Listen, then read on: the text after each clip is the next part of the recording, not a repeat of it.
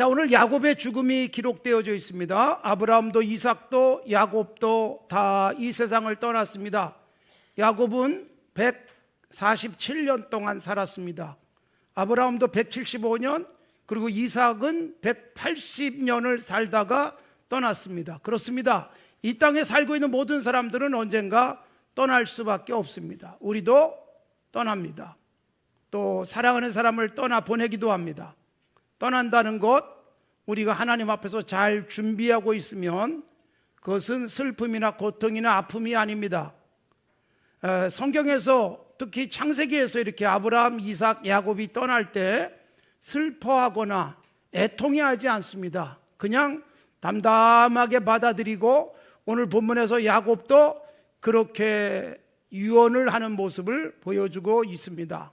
자, 야곱이 자신이 떠나는 모습을 이렇게 쓰고 있습니다. 내가 내 조상들에게로 돌아가리니 그랬어요. 33절에도 이제 객관적인 기록은 그 발을 침상에 모으고 숨을 거두니 그의 백성에게로 돌아갔더라 그랬습니다. 돌아가는 것입니다. 그러니까 어딘가에서 왔다가 다시 돌아간다라는 의미가 있습니다. 하나님께서 우리를 이 땅에 살게 하셨습니다. 그리고 언젠가는 이제는 돌아와라. 그럼 우리는 떠나는 것입니다. 시편 90편에 모세의 시가 나오지만 모세의 기도 속에도 인생들은 언젠가 돌아가야 될 것을 강조해 주고 있습니다. 아무리 오래 살았다 할지라도 잠깐 숨 쉬는 것 같은 인생을 살다가 돌아가게 되는 것이죠. 돌아간다는 것은 돌아갈 곳이 있다는 의미이기도 합니다. 이 땅에서 살다가 언젠가 와라 그러면 돌아가는 것입니다. 어린 시절에 동네에서 친구들하고 그냥 정신없이 뛰놀 때가 많았습니다. 요즘같이 놀이터에는 아이들이 없고 뭐 이러던 시절이 아니잖아요. 같이 놀 친구들도 많았고 형도 있었고 동생도 있었고 같이 흑장난하고 뛰놀다가 저녁이 되면 엄마가 와서 불러요. 우리 엄마도 저를 부르면 저도 집으로 뛰어 들어갔습니다. 이제 집으로 돌아가는 거예요. 근데 여러분, 그때마다 어떤 엄마는 집에 없어가지고 아이를 부르러 오질 못해요. 그러면 그 아이는 조금 우울해요. 갑자기 우울해져요. 친구들이 다 떠나버리고 자기 혼자 남으니까. 그런 친구 보면은 같이 집에 들어가자. 그래서 데리고 가기도 했습니다. 여러분, 우리 인생도 언젠가 이제는 돌아와라. 주님이 내 이름 부르실 때가 있어요. 그때 우리가 기쁨으로 갈 수 있다면 얼마나 좋겠어요. 하루 종일 뛰놀고 정신없이 놀이에 정신 팔리고 또 친구들하고 노는 재미에 푹 빠졌다가 엄마가 부르면 그냥 다 놓고 뛰어 들어가는 거예요. 같이 놀고 뭐 땅 따먹기 하면서 내 땅이다 그러고 무슨 등기하고 이러지 않습니다. 그 땅 다 놓고 들어가는 거예요. 그리고 엄마가 씻어주면 깨끗하게 손도 씻고 식탁에 앉아서 밥 먹고, 그리고 가족들끼리 시간을 갖다가 잠자리에 드는 것, 이것이 하루의 일과였지 않습니까? 이게 여러분 인생 전체로 생각해 보세요. 이 땅에 와서 마음껏 놀다가 뛰다가 먹다가 그리고 즐기다가 그리고 이런저런 사람들과의 관계를 갖다가 주님이 나를 부르시는 그날, 황혼 시간이죠. 인생의 황혼. 그때 돌아갈 수 있는 것, 이것도 복입니다. 돌아갈 집이 없고 혼자 남겨진 친구의 우울한 모습처럼 우리가 그렇게 남겨지지 않길 바랍니다. 주님이 부르실 때 기쁨으로 갈 수 있으면 얼마나 좋겠습니까? 천상병 시인의 시를 이번 설교를 준비하면서 다시 한번 음미를 했습니다. 귀천이라는 시 잘 알고 계시죠? 돌아간다는 뜻이 하늘로 돌아간다. 나 하늘로 돌아가리라. 새벽빛 와 닿으면 쓰러지는 이슬 더불어 손에 손을 잡고 나 하늘로 돌아가리라.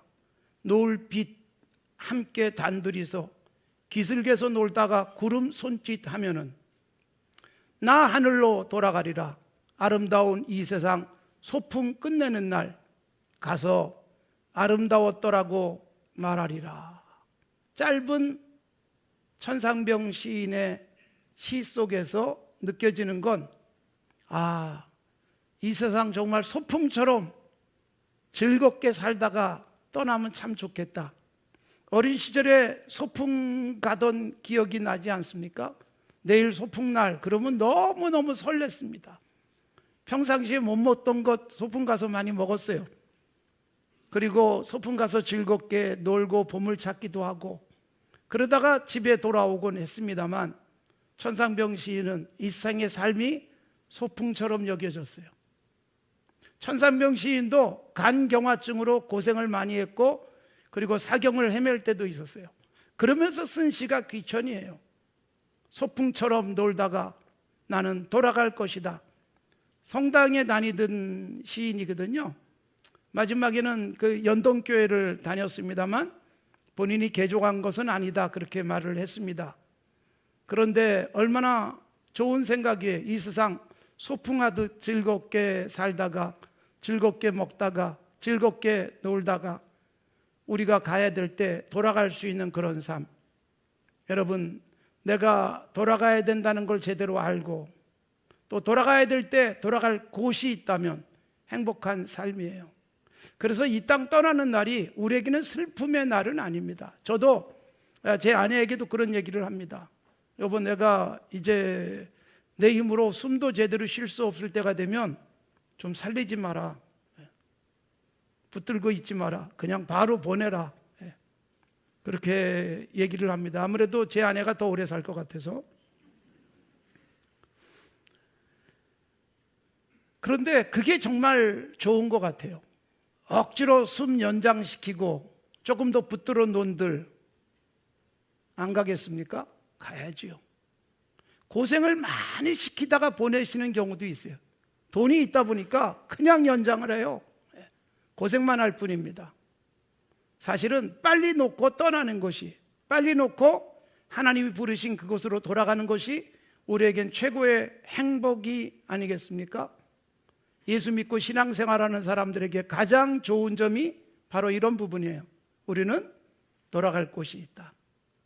나를 불러주는 그분이 계시다. 우리 어머니가 93세에 천국을 가셨습니다.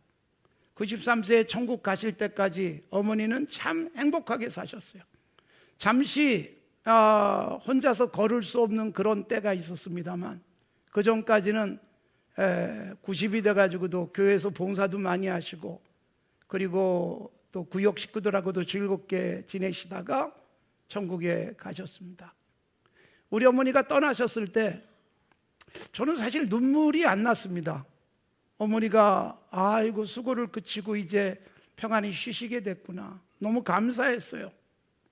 그리고 어머니가 저를 위해서 기도해 주시던 그 기억도 나고, 단지 어머니가 나를 위해서 계속해서 기도해 주는 그것은 더 이상 못하겠구나, 그 생각 때문에 서운하긴 했지만, 어머니가 천국에 주님 품에 편안히 안기신 것에 대해서 참 큰 기쁨이었습니다. 우리 아버님은 60 막 넘으셔서 천국 가셨어요. 갑작스럽게 가셨기 때문에 작별할 수도 없었습니다. 그저 누워 계신 모습을 멀리서 이렇게 지켜봐야만 했는데, 그렇게 잠깐 계시다가 바로 천국 떠나셨어요. 근데 아버님이 60 좀 넘어서 막 떠났을 때 우리 아버지 장례식에서 우리 어머니가 우는 걸 본 적이 없습니다. 떠나시고 난 다음에도 우리 어머니가 울진 않았어요. 우리 아버지가 편안하게 가셨다, 그런 말씀만 하셨어요. 더 이상의 수고와 고통도 없이 가신 것에 대해서 그냥 감사했습니다. 예수 믿고 살아가는 우리들에게 있어서 특권 중에 특권이에요. 우리가 죽는 것이 돌아가는 것이고 하나님 나라로 주님 품에 돌아가는 것이기 때문에 서글퍼할 일도 없다. 내가 옆에 끼고 있어서 해주는 것, 그거 갖고 뭘 하겠습니까? 하나님 나라에서 주님 품에 안겨 계신 것보다 더 잘 해드릴 수 있겠어요? 그러기에 정말 감사하고 기뻐할 일이죠. 사랑하는 성도 여러분, 우리가 돌아갈 날을 늘 바르게 준비하며 살았으면 좋겠어요. 돌아가야 될 때 기쁨 속에 뛰어갈 수 있어야 되지 않겠어요? 가기 싫어서 막 거부하다가 가는 모습은 부끄러운 모습일 수밖에 없을 것입니다. 자, 이렇게 아브라함도 돌아가고 이삭도 돌아가고 야곱도 돌아갔습니다. 그런데 돌아가는 그 순간, 돌아가는 것을 이렇게 표현해 주고 있잖아요. 오늘 우리가 읽은 말씀에 나오고 있습니다만 바로 숨을 거두었다. 33절에 그 발을 침상에 모으고 숨을 거뒀다. 숨이 끝난 것입니다. 더 이상 숨 쉬지 않는 것입니다. 여러분, 살면서 건강한 때는 내가 숨 쉬는 거 별로 의식하지 않잖아요. 지금부터 숨 쉬어야지 그러고서 숨을 쉰다든가 또 지금부터 숨을 참자 이러지도 않습니다. 우리는 그냥 아무 의식 없이도 숨을 쉬고 있습니다. 숨 쉬는 게 어렵지 않습니다. 병이 들고 심각한 신체적 문제가 생길 때 숨쉬기가 버거울 수 있잖아요. 호흡이 가빠지기도 합니다. 우리는 보통 1분에 10번 내지 15번 숨을 쉽니다. 잘 때는 한 10번으로 줄고 활동할 때는 15번 정도 숨을 쉽니다. 그래서 하루에 18시간 자는 것으로 계산하면 하루 종일 19,200번 정도 숨을 쉽니다. 그렇게 숨을 쉬는데 제가 세본 것도 아니고 셀 이유도 없잖아요. 힘들이지 않고 숨을 쉬기 때문에 그렇습니다. 그러나 그렇게 숨을 쉬다가 어느 날 더 이상 숨을 쉴 수 없게 되는, 숨이 끊어지는 순간이 옵니다. 열왕기상 17장에도 엘리야가 머물던 집에 아이가 죽는 것을 숨이 끊어졌다라고 표현해 주고 있습니다. 숨이 멈추는 그 순간 우리는 돌아가야 한다는 것입니다. 이 땅 사는 동안에 건강하게 숨을 쉴 수 있는 것 복이고, 그리고 이 숨을 쉬는 것을 통해서 산소가 공급되고 내 안에 쌓이던 이산화탄소가 배출되는 것은 우리가 살아가는 데 있어서 가장 기본적인 생리 현상인 것입니다. 자, 여기서 조금 더 들어가서 살펴볼까요? 육신의 숨을 쉬는 것만은 아닙니다. 우리가 육신의 숨을 쉬고 살아가지만 성령을 통해서 숨 쉬는 것도 있습니다. 예수님의 제자들은 예수님을 따라다니다가 어느 날 예수님이 붙잡히시고 십자가에 죽었습니다. 숨이 멎는 것 같은 충격을 받았습니다. 예수님이 잡히실 때 제자들은 호흡이 가쁜 상태로 다 도망가 버렸어요. 그러고 나서 제자들이 한 곳에 모였어요. 예수님이 부활했다는데 믿어지지도 않고, 그래서 자기들끼리 모여있는 중에 부활하신 예수님이 문도 열지 않은 채 등장하셨어요. 두려움 속에 떨고 있던 그들에게 예수님께서 숨을 푹 내쉬면서 말씀하셨습니다. 성령을 받으라. 너희가 숨은 쉬고 있지만 두려움 속에 쩔쩔매고 있는 모습, 숨을 쉬고 있지만 그냥 죽은 듯 숨 쉬는 거예요. 숨만 겨우 쉬고 있는 상태, 이 상태를 살아있다고 보기가 어렵다는 것이죠. 예수님의 제자들답게 살아있는 모습은 절대로 아니었습니다. 두려움 속에 그저 겨우 숨 쉬고 죽은 듯 숨 쉬는 거예요. 죽은 것 같은데 숨은 쉬고 있는 상태, 살아있지 않은 상태의 모습을 가지고 있을 때 예수님께서 오셔서 숨을 내쉬면서 성령을 받으라. 여러분, 진짜 숨이 있다는 거예요. 육신이 숨만 쉬고 있는 상태를 살아있다고 보지 못한다는 거예요. 역동적인 삶, 내가 숨을 쉴 뿐만 아니라 두려움도 극복해내고 내 앞에 있는 장애물도 뛰어넘고 호흡이 좀 가빠질 때도 있지만 그러나 해야 될 일이라고 해서 열심히 다가서서 해내는 그 순간 나의 거친 숨이 나를 살아있음을, 그리고 역동적으로 살아가는 것임을 확인하게 만드는 것입니다. 특별히 숨을 내쉬면서 성령을 받으라. 정말로 제자들은 두려움 속에서 겨우 숨만 쉬고 있었지만 성령 충만함을 받은 다음엔 역동적으로 뛸 수 있었던 것입니다. 육신의 숨만 쉬는 것이 아니라 영적인 숨을 쉴 수 있게 되니까 두려움도 사라져버립니다. 앞에 있는 장애물을 주저하지 않고 다가섭니다. 그리고 용기 있게 예수 그리스도를 선포하고 복음을 전하는 살아있는 사람들이 되어지는 것입니다. 그렇습니다, 여러분. 우리들이 숨을 쉬고 살아가지만 정말 중요한 것은 영적 생기가 필요한 것입니다. 그것이 바로 성령 충만이고, 에스겔 37장에 보면 에스겔 선지자가 본 환상, 골짜기가 있는데 뼈들로 가득 차 있습니다. 얼마나 오래전에 죽은 사람들의 뼈인지 그저 만지면 먼지만 펄펄 나면서 부서져 버릴 것 같은 뼈들이 있었어요. 하나님이 선지자에게 묻습니다. 이 뼈들이 살 수 있겠니?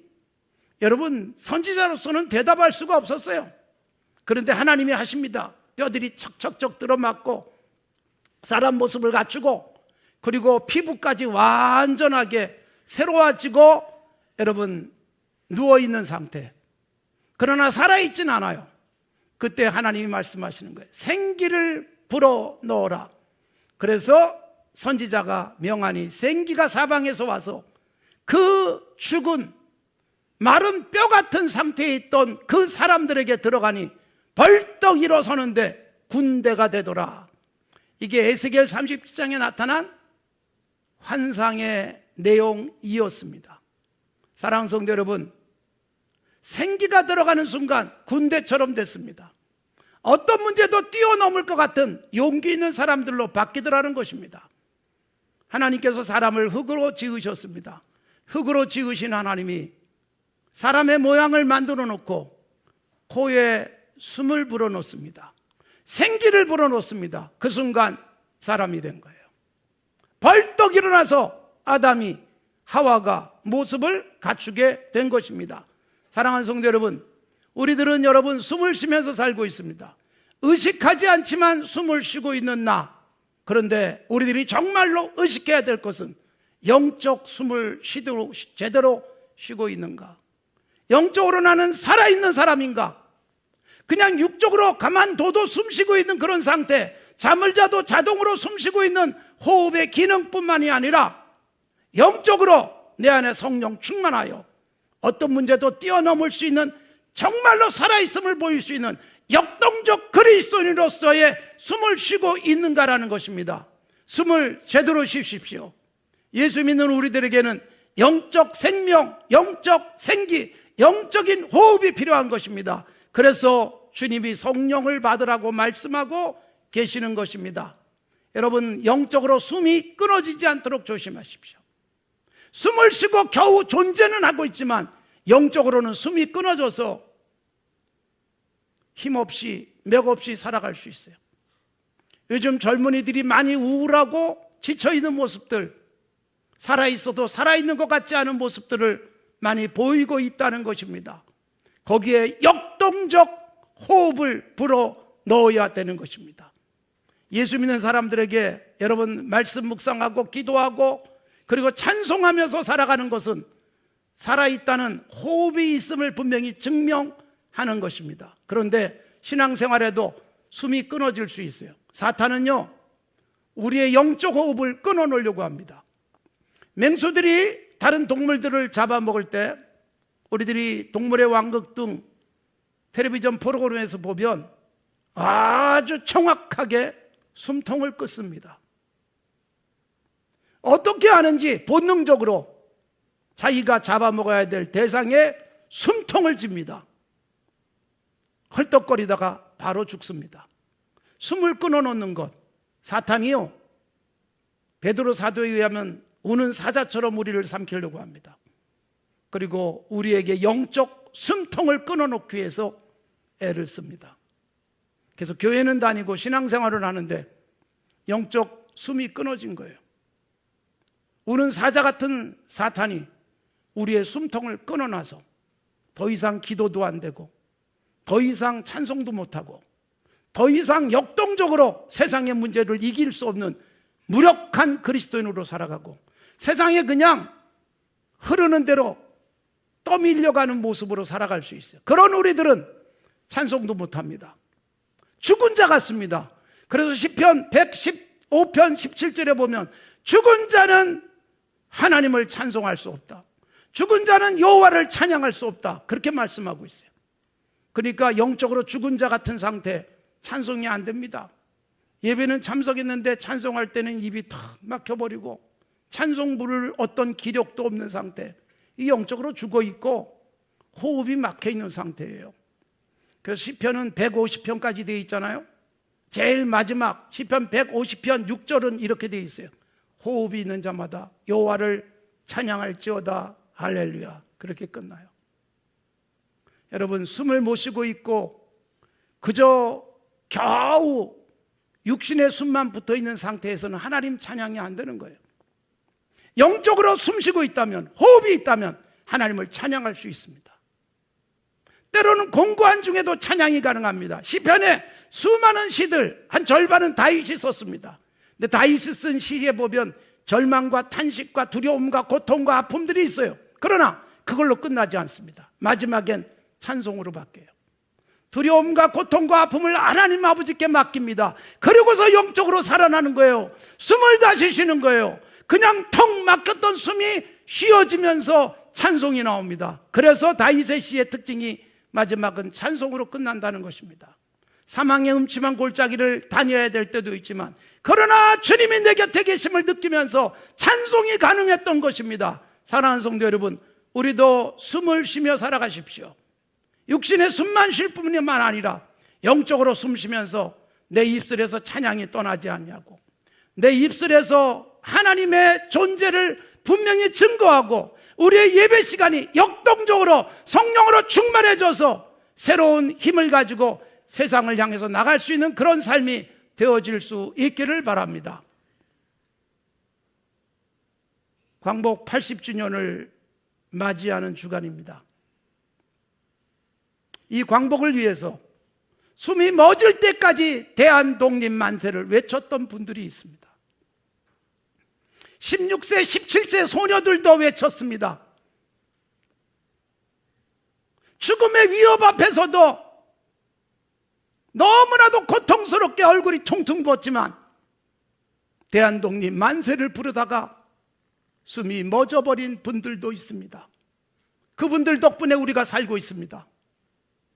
사랑하는 성도 여러분, 숨이 멎는 그 순간까지 대한독립 만세를 외쳤던 그들처럼 우리는 마지막 숨을 쉬는 그 순간까지 어떤 모습으로 살아갈 수 있겠습니까? 나는 마지막 숨이 멎는 그날까지 무엇을 할 수 있겠습니까? 마지막 호흡이 복되고, 그래서 마지막 호흡을 길게 내쉬고 나를 위해서 준비된 그곳에 돌아갈 수 있다면 이것이 최고의 복이지 않겠습니까? 숨을 거둔 야곱, 그는 돌아갔습니다. 아브라함이 있는 곳으로, 그리고 이삭이 있는 곳으로, 아버지가 있는 곳으로 돌아갔습니다. 사랑하는 성도 여러분, 우리도 마지막 숨을 내쉬면서 하나님께서 나를 위해서 준비한 그곳으로 돌아가는 복이 있기를 바랍니다. 아울러 숨쉬고 살아가는 우리들, 숨쉬고 있는 교회가 해야 될 역할이 무엇일까요? 오늘 이 세상에 숨을 불어넣는 역할입니다. 숨조차 쉬기 힘들게 살아가는 사람들이 있습니다. 더위에 지쳐서 숨쉬기 어려운 것이 아니라 세상살이가 너무 힘들고 벅차서 겨우 숨만 쉬고 살아가는 세상, 이 속에 여러분, 교회와 그리스도인들은 성령 충만해서 숨을 불어넣어야 됩니다. 역동적으로 세상이 움직이도록 만들어야 됩니다. 예수 믿는 우리들은 누구도 기뻐할 수 없을 때 기뻐하고 찬송할 수 없을 때 찬송하고, 내 안에 살아있는 성령의 역사로 말미암아 역동적으로 살아갈 수 있는 분명한 힘이 있음을 드러낼 수 있어야 되고, 젊은이들이 주저앉아 있을 때 그들에게 희망을 불어넣어줘야 되지 않겠습니까? 그들을 격려해서 다시 일어서도록 해야 되지 않겠습니까? 성도 여러분들의 헌금이 오늘 우리 이 땅의 많은 젊은이들을 살리고 있습니다. 격려해주고 있습니다. 공부할 수 있도록 돈을 대주기도 하고, 그리고 우리 교회에 와서 많은 사람들이 밥을 먹게 해주는 것은 숨쉬게 하는 것입니다. 목요일마다 여러분 이 골목에 많은 사람들이 찾아옵니다. 여러분들의 정성 어린 헌금으로 그들에게 그래도 숨 쉴 공간이 있구나 느끼게 만들어줍니다. 무더위 속에서는 기다리는 동안 시원하게 실내를 꾸며놓고 거기에 앉아서 기다리다가 그들이 손에 쥐고 돌아갑니다. 그래도 이런 거라도 있어서 잠깐 숨을 쉴 수 있구나 느끼게 만들어주는 거예요. 이런 일들이 곳곳에 많이 있어야 되는 것이고, 우리들이 이런 일들을 더욱 많이 해서 이 세상에 맥박 소리가 힘차게 뛰게 만들어야 되는 것입니다. 자신의 욕망만 채우며 남의 숨을 끊어서라도 내가 살고 싶어하는 이 살벌한 세상 속에 내가 숨을 불어넣기 위해서 내 힘을 쓰는 것입니다. 인공호흡 혹시 해보셨는지 모르겠습니다만 인공호흡도 쉽지 않습니다.